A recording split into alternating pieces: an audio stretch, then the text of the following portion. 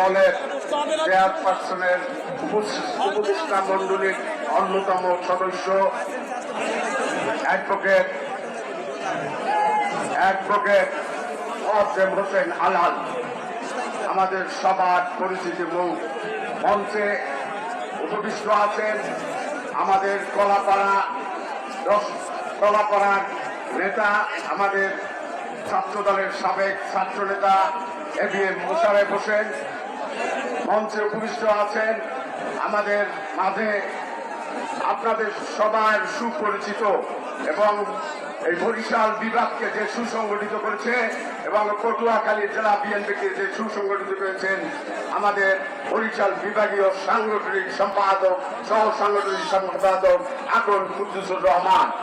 মঞ্চে উপবিষ্ট আছেন আমাদের গলাচিপা 10 মিনার সাবেক ছাত্র দলের ঢাকা বিশ্ববিদ্যালয়ের সভাপতি এবং 10 মিনা গলাচিপার আগামী দিনের এমপি নমিনেশন যিনি পাবেন আমাদের হাসান মামুন।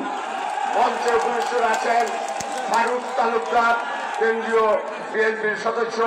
মঞ্চে উপবিষ্ট আছেন বাংলাদেশ জাতীয়তাবাদী দলের মনোনীত প্রার্থী শহীদুল আলম তালুকদার, বাউফলের সাবেক এমপি।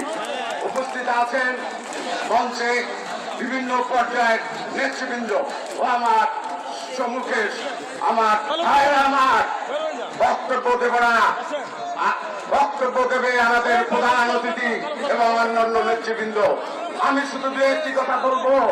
আপনারা জানেন দ্রব্যমূল্যের ঊর্ধ্বগতি, আমাদের আইন শৃঙ্খলার অবনতি এবং এই পতিত শেখ হাসিনার ব্রিটিশ সরকারের দোসররা যে ষড়যন্ত্র করছে, এই ষড়যন্ত্র মোকাবেলা করতে হবে এদেশের মানুষকে। আজকে তারই প্রতিবাদে আছে এই জনসমাবেশ।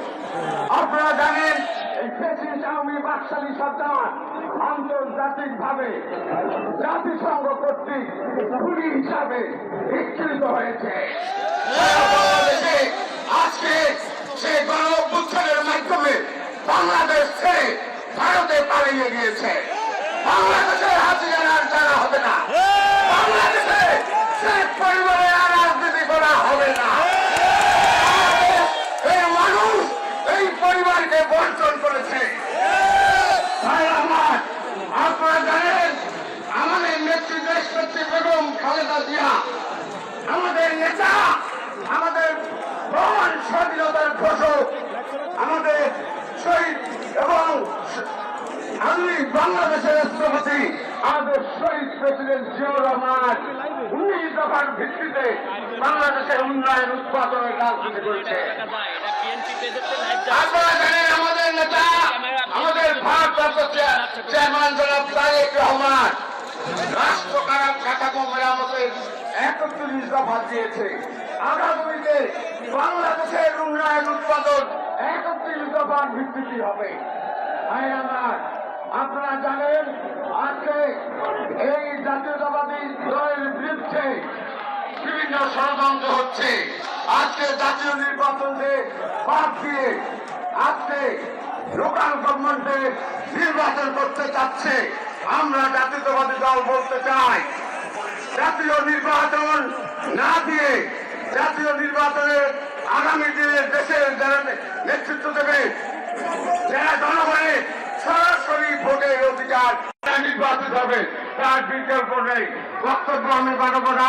আমি সবাইকে আমার পক্ষ থেকে এবং আমার দলের পক্ষ থেকে ধন্যবাদ ও কৃতজ্ঞতা জানিয়ে সবাইকে আসসালামু আলাইকুম, খোদা হাফেজ। বাংলাদেশ জাতীয়তাবাদী দল জিন্দাবাদ। শহীদ প্রেসিডেন্ট জিয়াউর রহমান, অমর হোক খালেদা জিয়া জিন্দাবাদ। তারেক রহমান ফিরে দেশে আসবে, ফিরে বাংলাদেশে।